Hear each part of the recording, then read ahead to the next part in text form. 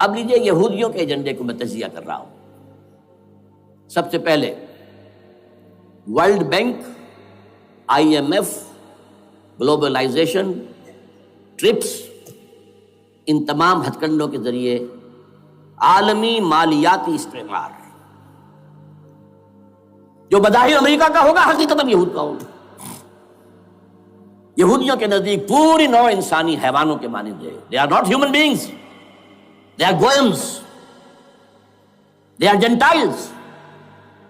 یہ انسانی شکل میں حیوان ہے، اور جیسے حیوانوں کو ایکسپلائٹ کرنا، استعمال کرنا انسانوں کا حق ہے۔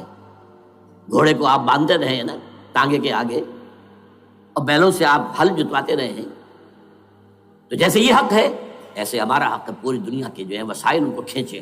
ہاں جیسے گھوڑے اور بیل کو بھی کچھ نہ کچھ دانا تو ڈالنا پڑتا ہے، چارہ تو دینا پڑتا ہے، تو ان کو بھی کچھ دو۔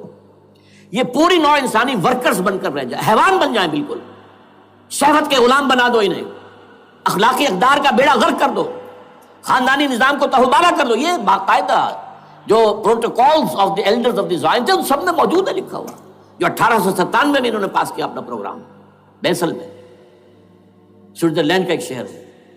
Protocols of the elders of the Zion, ان کو حیوان بنا دو، بس حیوانوں سے کام لیتے رہو۔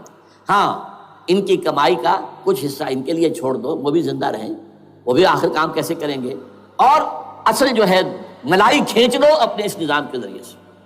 World bank, IMF، stock exchange, TRIPS, globalisation, اس کے ذریعے سے عالمی مالیاتی استعمار۔ نمبر 2، ایک ہے ان کا ایجنڈا، یہ تو عالمی ہے۔ دوسرا ایجنڈا کیا ہے؟ وہ لوکل ہے۔ وہ کیا ہے؟ گریٹر اسرائیل کا قیام، جس میں مصر کا سارا زرخیز علاقہ شامل ہوگا، جو ڈیلٹا کا علاقہ کہلاتا ہے اس کا، جہاں کے اس وقت کے بادشاہ نے، حضرت یوسف علیہ السلام کے زمانے کے بادشاہ نے، وہ فرعونہ کے خاندان میں سے نہیں تھا، وہ عرب تھا، عربوں ہی سے کسی وقت کوئی قوم آئی تھی جو کہ مصر پر قابض ہو گئی تھی، اس نے حضرت یوسف کے خاندان کو لا کے وہاں آباد کیا۔ بہترین جشن کا علاقہ کہلاتا ہے، بہترین۔ وہ کہتے ہیں ہمارا ہے، ہم رہے وہاں پر کئی سو برس تک رہے، عراق ہمارا ہے، وہاں ہمیں قید میں رکھا گیا، نبوکدنضر دے گیا تھا۔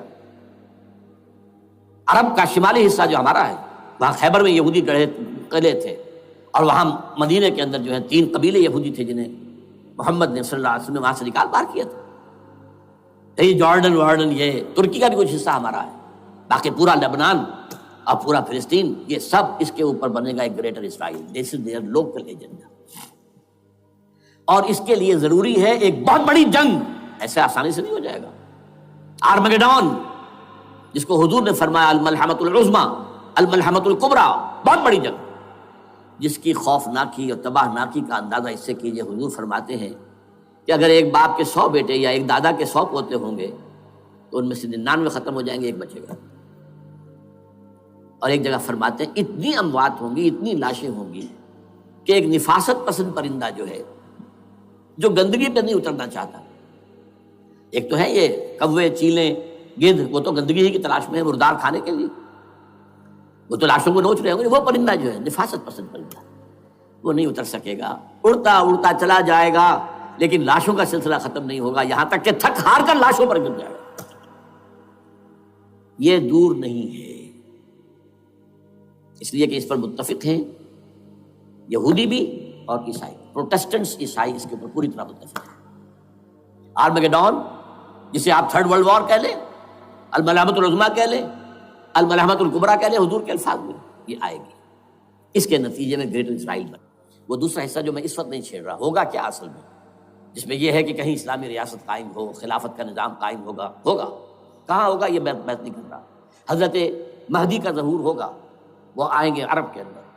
پھر یہ ہے کہ وہ جو گریٹر اسرائیل کے خلاف جہاد ہوگا، اور اللہ کرے گا کہ رفتہ رفتہ یہ ممالک جو ان سے لے لیے جائیں گے، یہاں تک کہ بالآخر ایک یہودی اعلان کر دے گا میں ہوں مسیح، جس کو کہ عیسائی بھی کہتے ہیں اینٹی کرائسٹ، اور یہ کہتے ہیں یہ بیپٹسٹ بھی کہ اینٹی کرائسٹ جو ہے وہ یہودی ہوگا، جبکہ کچھ عرصے پہلے بہت بڑا پروپیگنڈا ہوا تھا کہ اینٹی کرائسٹ جو ہے، دجال جو ہے وہ تو مسلمان ہوگا، نہیں، لیکن وہ کہتے ہیں کہ ہوگا، یہودی ہوگا، اور پھر اس یہودی کو قتل کریں گے حضرت مسیح، دی ریئل مسیح، اصل مسیح جو اٹھا لیے گئے درمیان میں، وہ آئیں گے، اور ان کے ہاتھوں دجال بھی قتل ہوگا، اور پھر مسلمانوں کے ہاتھوں ایک ایک یہودی ختم ہوگا، پھر ایک عالمی اسلامی ریاست قائم ہوگی حضرت مسیح کے ہاتھوں، اور وہاں پر حضرت مسیح ایک حدیث میں آتا ہے 40 برس تک پوری دنیا پر حکومت کرے گی۔ بہرحال یہ دوسرا پکچر ہے جو ہمارے سامنے، میں